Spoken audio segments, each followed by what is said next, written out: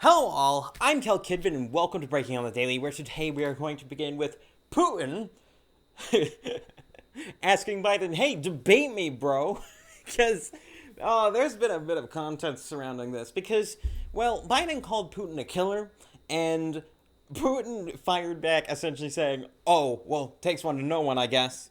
And also said that, I kind of want to debate you. And this is kind of just a funny story. Man, I really want to see this, and I want to see how this would go down. Even though this is an entirely unrealistic expectation, I really want to see how Biden would hold up in trying to debate a foreign leader like Putin. Imagine the logistics of this. Having two different leaders of two different countries come together and essentially debate, essentially in a sort of live diplomacy act, I guess. You know, everyone trying to avoid any landmines, and so it might start a war or something. That would be quite fun. I can imagine it right now. And he'd probably get destroyed in the debate. By the way, Biden, would get destroyed in the debate. I mean, it's not difficult considering he has dementia, but this is just a really, really funny thing. And there have been a whole lot of problems because Biden has been speaking a few times the last few days, and one of the more strange ones, and this is a repeat gaffe actually, is Joe Biden explained and gaffed, saying that talking about President Harris, Resident Biden, man, and that nickname truly is deserved because this guy's not president. All right, listen to this. Because we believe that speed and efficiency must be matched with fairness and equity. Now, when President Harris and I took a virtual tour of a vaccination center in Arizona not long ago. Yeah, it's just, I'm amazed because this isn't even the first time this has happened. This is like the third time he's called Harris president. This is the third time President Biden has called Harris the president of the United States. And if you're counting the times where he's alluded to the idea that he'd go away if he had any disagreements with Kamala Harris, like he did back in December, then that's like 4 or 5 times? Why does this keep happening? I don't think that he's not being told about this, and he's clearly reading off a script. It's not as though he's speaking off the cuff or anything like that. Why does this keep happening? He has handlers. He has people who make sure he's not saying anything too stupid, though, of course, they can't get past everything, this being a good example of one of those instances. So why does this keep happening? Why does he keep making the same mistake that he's probably been coached on and complained about over and over again? Because this is the third time this has happened. It keeps happening. I don't know why. Why does this keep happening? Biden is an utter mess. And really, this extends to a whole lot more than just that. Because there has been a lot of problems with regard to a lot of Biden's policy. A lot of it having to do, in fact, with foreign policy, more specifically.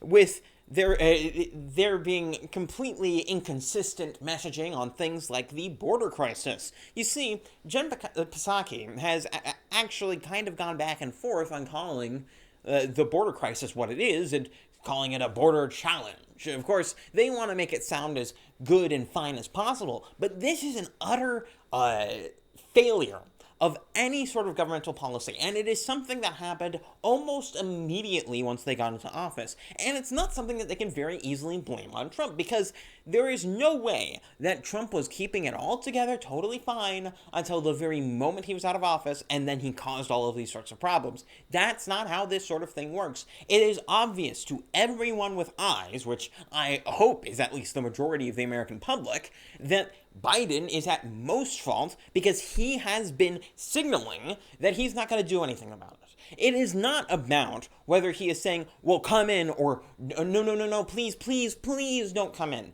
Because here's the thing. The intent behind those actions, or those words, and what those words may end up leading to in terms of actual action, in terms of policy, are both leading to the same conclusion. They're going to catch and release almost every single one that comes to the border, or they're going to keep them in these cages until they can do that. See, there have been problems with Biden's foreign policy on the border. And it is worth it to mention that this border crisis that's happening is probably at least partially because of certain policy decisions, or court decisions, actually. Forgive me. Rather than some of Biden's own policy. Because if Biden had his way, he would just be releasing everyone into the country. Every single person would be let in almost immediately. He did actually try to do a moratorium on deportations on his first day in office. It was just struck down in court almost immediately. So that limited them in terms of their options. They either had to deport these people, as would be normal policy in many cases, or they have to keep everyone in these facilities. I'm not going to call them cages necessarily, because a lot of them aren't, and the arguments that were made back in the Trump administration that they weren't actually cages, they were more like summer camps, it was accurate then, and is still accurate now, so I'm not going to play that game, but that is their only option at this point, either that or deport them.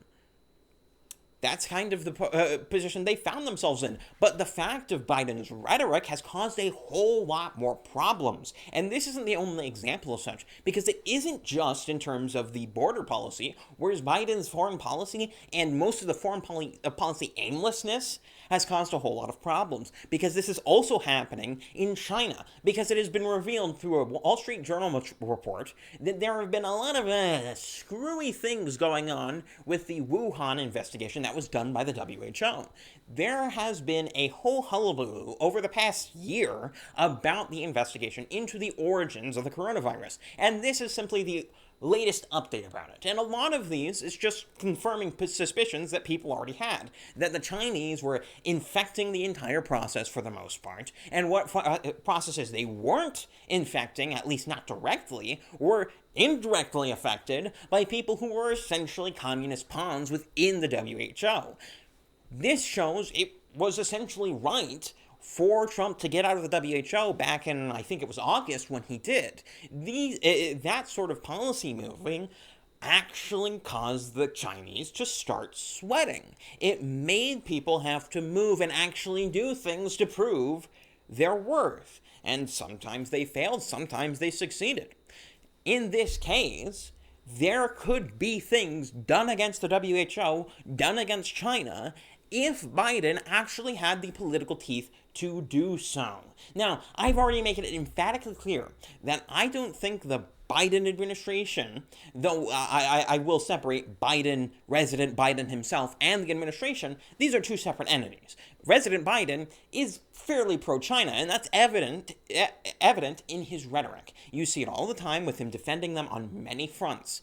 But the Biden administration is mostly ambivalent. In a lot of cases, they don't seem to be necessarily pro-China, which is why they've done certain moves that aren't necessarily directly hostile, but are certainly not pro-China moves either. I've made that emphatically clear. But in this case, the Biden administration are globalists, and they are neoliberals. In that case, they are pro-organizations like the WHO, and so they're not going to get out of those organizations. So any rhetoric they could possibly have about China being not forthright with their data, or the WHO being infected by China and having all of these problems, has no teeth, because they're not going to move politically on any of these fronts. This has been the major problem of the Biden administration in terms of its foreign policy up till this point, at least with regard to some of the more Western countries, or more the bigger players. Certainly, they have political teeth when it comes to things like smaller players like Syria, how they already bombed them, and all of these sorts of places in the Middle East where there are problems occurring, and it's just ramping up in the going into the future. But in terms of the actual major players, places like China, or even a place like Mexico, they aren't going to move against any of these places, because to them, these countries are not necessarily directly a part of the globalist agenda, the neoliberal agenda, but they aren't against it. And they aren't people that we really want or even need to strike against. China, though, as I've stated, the Biden administration is not necessarily pro-China. They aren't anti-China because they're corporatist buddies, their socialist buddies over in much of corporate America like China. They like the manufacturing there. All of these sorts of things. And that is kind of what you need to expect from the Biden administration going forward. However, this is not the only story we have today. And man, this story is depressing because it made me have to go through things that I didn't quite like to go through. And man, so just to put it all out there, to start it off, the former president of Drag Queen Story Hour has been arrested for 7 counts of child porn. Possession and uploading it to the internet, by the way, from a government machine. Worth it to mention there. It's also worth it to mention this person was also a children's court judge that was just elected back in 2020. That was something that just barely happened. Someone who has also been praised by many people on the Democratic side of Milwaukee politics. This guy, it's absolutely disgusting what this guy was involved with, all right? I have not seen the debate completely because I haven't been able to find it, frankly. But I have seen depictions of it, or not depictions of it, descriptions of it. I have not seen any of the actual content itself. I wouldn't have any idea where to find it in the first place, nor would I have any interest in such. But I have seen descriptions of it, and it is disgusting. The most disgusting content I have ever heard of. I don't suggest you look up it at all. It is vile. It is vile what this guy was, at least allegedly, involved in. And, you know, people might say, well, this has nothing to do with Drag Queen Story Hour, or it has nothing to do with any of that sort of stuff. No, there's just this one guy, nothing else. Well, yeah, that doesn't line up to a whole lot of scrutiny, because, well, this isn't the first time Drag Queen Story Hour has kind of been nonce. Because you see, tweet. And yeah, that is not great. In the tweet, they say that love has no age. Ooh, man, it really evokes the feelings of things like love is love and that sort of stuff. Just one step further, I guess. And I need to ask at this point, are we done trying to make the inept comparisons of many traditionalist arguments about how certain moral arguments will lead to later on moral dichotomy changes? Can we stop calling those slippery slopes? Can we stop with the slippery slope nonsense? Because, hey, you might have noticed, we're pretty far down that slippery slope that you pretended didn't exist. At this point, we're only a few steps away from this becoming a mainstream Democratic position. Am I saying that's necessarily going to happen? No. But in terms of the logic, we're almost there. I mean, here's the thing, and here's the problem with arguments like love is love, or it's just a natural desire, and thus it's fine to act on that desire.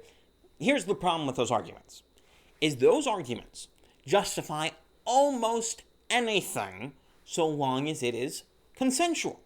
It actually, in fact, it removes all moral judgments from any act that someone does, especially on the sexual side, since this is in reference to sexual desire. It removes all moral incumbency on anything that is not consent. There is only consent in the world of the SJWs. And here's the thing. Children cannot consent in the natural and normal way of looking at things. That is something that is normally accepted. But it is much easier to attack that single vector than attempt to have to attack multiple vectors, whether you have to do things with regard to consent and also with regard to the inherent sexual degeneracy of this sort of desire. If you have to attack both, because the society is healthy and understands that this is wrong for a multitude of reasons rather than simply one, if you have to attack multiple vectors, well, it becomes much more difficult to make that argument. What pedophiles have to do and what their goal is, and this should be entirely clear from what they say, is they are trying to dismantle the argument that children cannot consent. They have been doing it for years, and they've been doing it through things, not just directly pedophilic things, but also through things like sex hormones. When you're talking about transgenderism, when you're talking about things like puberty blockers, they're arguing in that case that the children can consent to these things, which under any normal circumstances and under any normal societal things, whether you're talking about all sorts of medical treatments, particularly experimental ones, or things with great side effects, or at least potential for side effects, or whether you're referring to lots of other things with regard to a children's choices in life, those would be considered things that the child cannot consent to normally. But they have been breaking it down, and they are going to continue to do so. That is their goal. Now, let me ask you, was the argument, it is okay because it is a natural desire, thus you should be able to act on it with impunity, a good argument? Was love is love, which is essentially a complete carte blanche consent, or how do I describe it? It is a complete blank check to do with whatever you want, because love is a ill-defined term in our modern culture. Love doesn't mean something like it used to mean. All love means is desire for something. That's all it means in modern parlance. If love is love, how does that not apply to this case? And yeah, that's gonna piss a whole lot of people off, especially people who are homosexual, because they think that this is the only sort of argument they can make that it was effective, because it was the argument that they made that was effective at the time. But the argument itself is bad. It cannot differentiate between these two things. And until you realize that, you're going to be left in a situation in which you cannot argue against these people because they are using your same language and your same logic to get to a reprehensible conclusion. That is what you are doing when you are taking on these arguments and allowing them to do this. That is what you are doing. And don't let anyone lie to you and say this isn't what they're doing or what they're trying to do, because it is. All right? I kind of got off into the weeds there, and it's just, man, you think my... We'll get more into sort of that stuff later when I do my full breakdown of transgenderism, which is, by the way, still coming. I'm doing an outline for it now. It just takes a while because that whole issue is just utter nonsense and just it has to be deciphered. It's difficult to try and do this sort of thing. So I'm still working on it, and I will get to that eventually, but that is where it stands as of now. Moving on, though, to our last story. We have another face-off between Rand Paul and Dr. Fauci.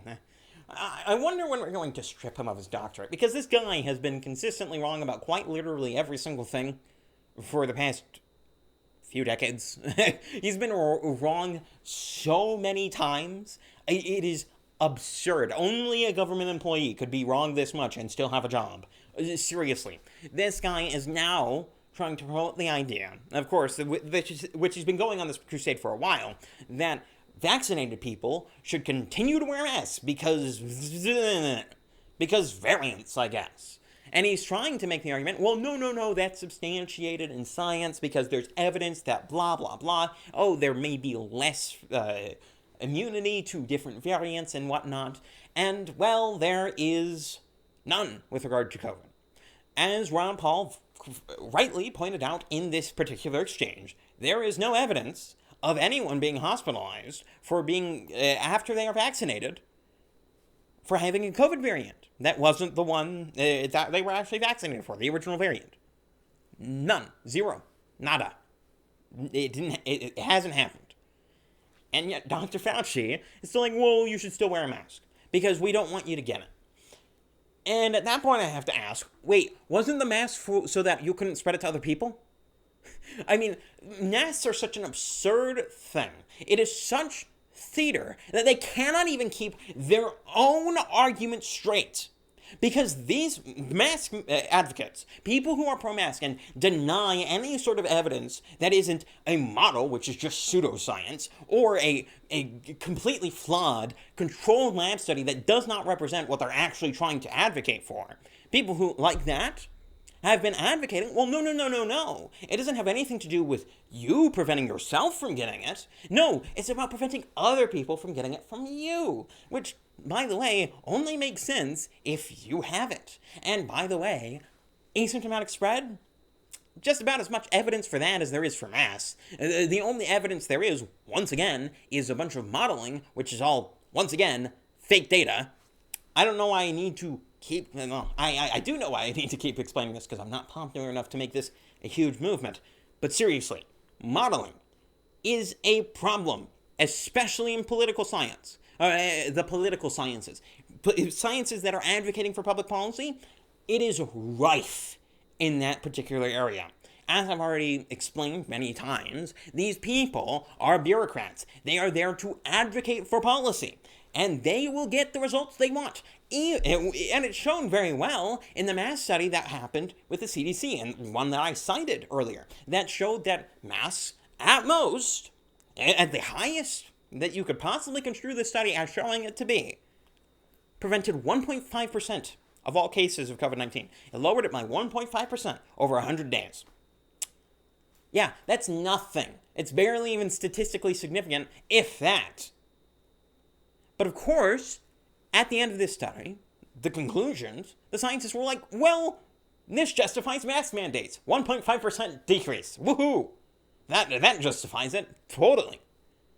It doesn't justify it. A 1% decrease does not justify anything. It does not justify forcing people to wear clothes or wear a specific set of clothing. It doesn't justify that. All right? 1% decrease? Really? 1.5%?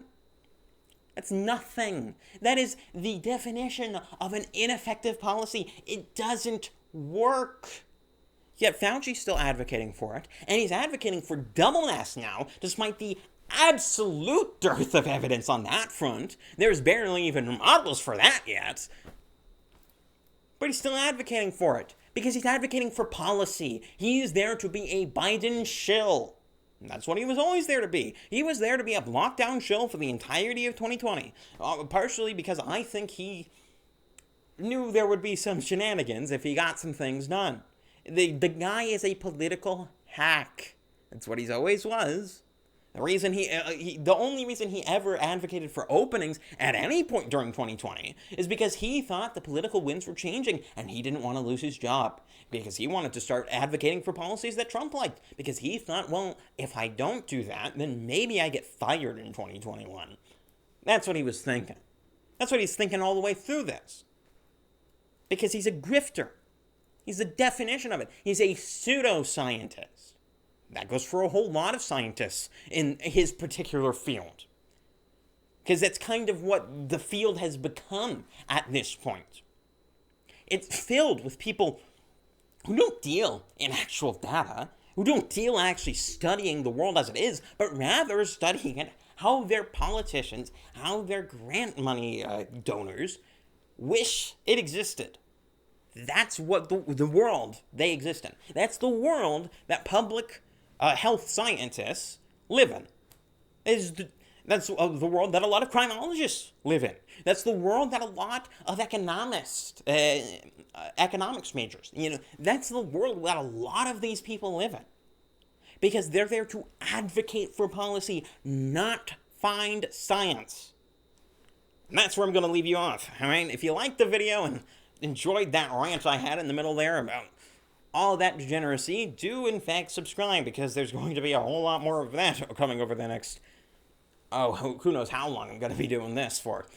And even below that, there are many links down below, lower in the description, past all the sources and such, to many of my other social media pages, some of which include Minds, Gab, and Parler, where I either put my videos or where, on this particularly Minds, where I put my thoughts as well. If you want to look for other places to hang out, I have a locals page, actually, breakingонthedaily.locals.com, if you want to check that out. And, well, that's all for now. I'm KelKidman. This has been Breaking on the Daily, and I'm out.